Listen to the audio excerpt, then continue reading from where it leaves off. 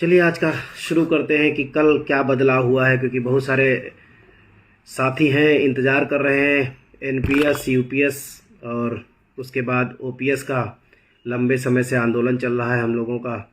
और आप सभी जानते हैं कि 30 नवंबर डेट जो यूनिफाइड पेंशन स्कीम की थी वो ख़त्म हो चुकी है।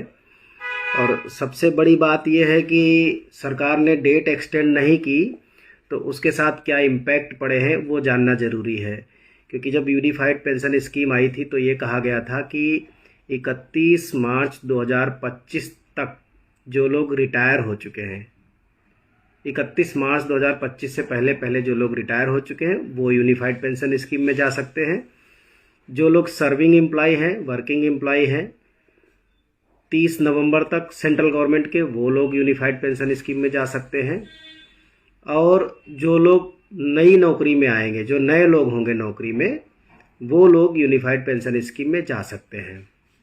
खैर, पूरे देश में हम लोगों का यूपीएस का विरोध सफल रहा और लोकसभा के एक प्रश्न के जवाब ने सरकार ने ये बताया कि 1,22,000 मात्र कर्मचारी यूनिफाइड पेंशन स्कीम में अब तक शामिल हुए, जबकि डेट 3 बार बढ़ाई गई। एक बार 30 जून से बढ़ा करके सितंबर की गई और 30 सितंबर से बढ़ा करके फिर 30 नवंबर की गई।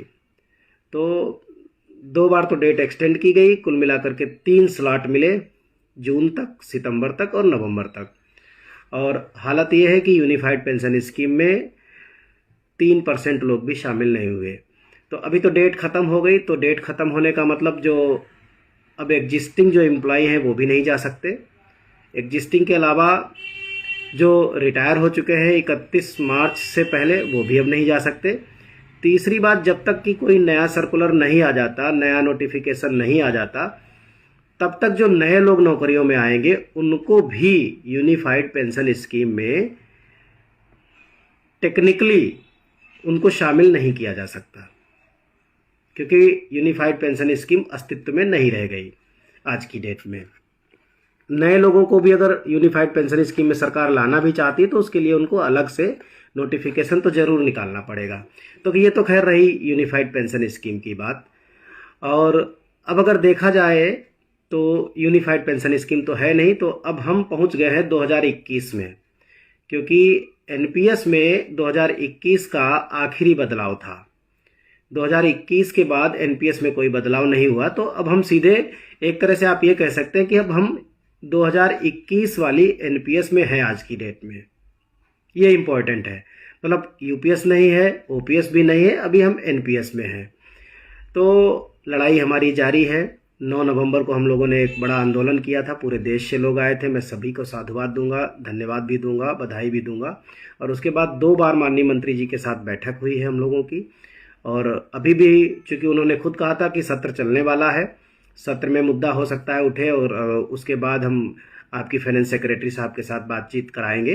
तो फाइनेंस सेक्रेटरी साहब के साथ बातचीत होगी, तो वो इस पार्लियामेंट सेशन पूरा होने के बाद, जो शुक्रवार को ख़त्म हो रहा है पार्लियामेंट का सेशन, शुक्रवार के बाद कभी भी हम लोगों की बैठक हो सकती है भारत सरकार के साथ।